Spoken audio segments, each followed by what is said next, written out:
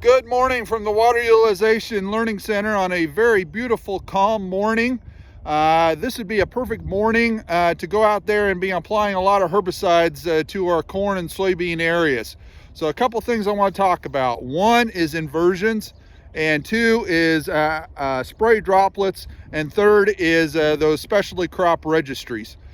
So when we look at it, so inversions is one of those things we really got to keep in mind first thing in the morning or late in the evening. That's where we've got a cold air mass trapped underneath a warm air mass. So think about fog early in the morning where you see it in low-lying parts of the field. And that fog is going to be obviously water droplets that are trapped underneath that warm air. And so you take that analogy to when you're applying a herbicide with, let's say, a flat fan nozzle, you're producing a lot of fines. Those fines can get trapped in that inversion zone, and then they move horizontal to the ground. And then when the ground or when the air starts mixing, because you've got some wind blowing that around, they fall out of suspension onto a sensitive crop. And that's where we can really see some unintended consequences and damage to a sensitive crop when you've got those particles that were trapped in that inversion zone. So just keep that in the back of your mind. You got to be able to recognize when you have an inversion out there, or you can make sure that you've got some air being mixed around. And so as we look at here, we've got some a little bit of wind. You can see here in the dirt or the dust is moving around. And so we've got just around 3-mile-an-hour wind. So to me, this would be a great time to be out spraying. If we did not have any wind, I'd be highly concerned about having an inversion layer out there.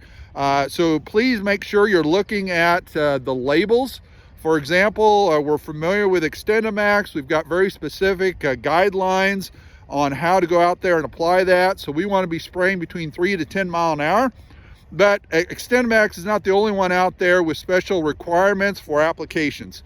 So make sure that you're going out there and putting the herbicide out in the right conditions so we don't get any movement of those spray particles.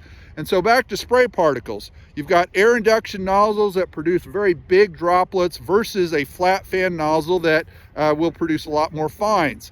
And so are you spraying a contact herbicide or are you spraying a systemic? So more than likely, if you're spraying a contact herbicide, they're going to want you, the manufacturer is going to want you to have a very good coverage, which would be something that you'd want to have more fines out there. For an air induction, if you're spraying a systemic herbicide, again, really got to look at the labels. Highly encourage you to look at the labels, but we're making some general guidelines here that you can probably go with an air induction nozzle to get enough coverage out there, but also reduce your potential of having those fines move off target. And so then the last thing I wanted to cover was those specialty crop registries.